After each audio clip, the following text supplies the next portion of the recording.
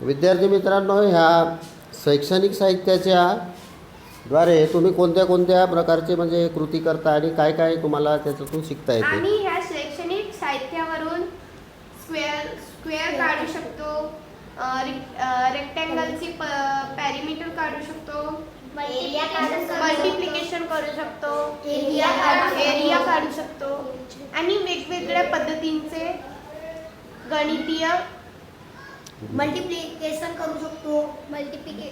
मल्टिप्लिकेशनची पद्धत याचा तुम्हाला वापर करता येतो का? हो. बरं, एका रेक्टँगलची लेंथ 5 सेंटीमीटर आहे आणि विड्थ 3 सेंटीमीटर आहे, तर एरिया किती होईल करून दाखवा मला.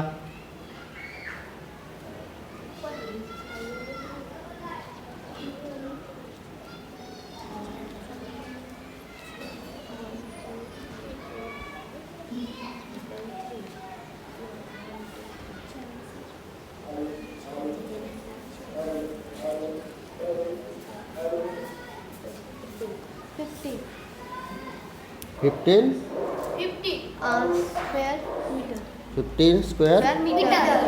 ओके. विद्यार्थी मित्रांनो, हे तुमच्याकडे शैक्षणिक साहित्य दिसत आहे. इथं ठिपके ठिपके दिसत आहेत. तुमच्या हातामध्ये रिंग आहेत. अजून रिंग आहेत का तुमच्याकडे?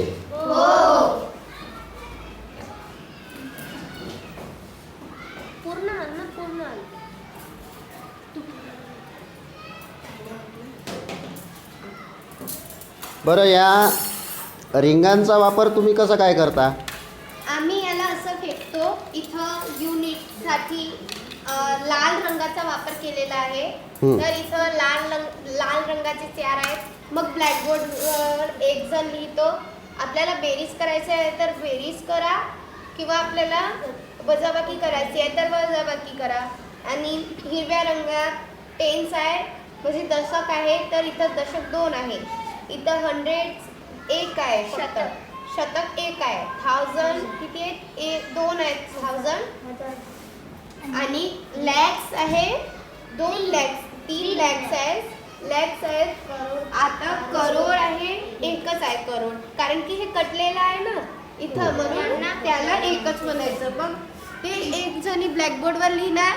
मग आपल्याला जशी बेरीज करायची आहे तर बेरीज करा. आपण इथं असेंडिंग ऑर्डर लावू शकतो, ascending order and descending order लावू शकतो. असेंडिंग ऑर्डरसाठी किती रिंग घेता? सर 3 रिंग घेतो आम्ही. 3 रिंग्स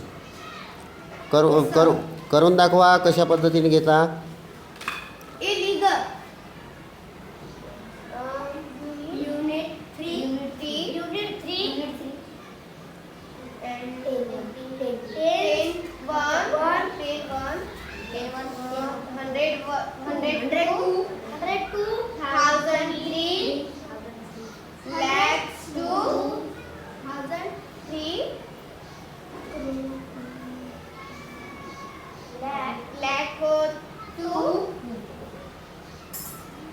करोड 2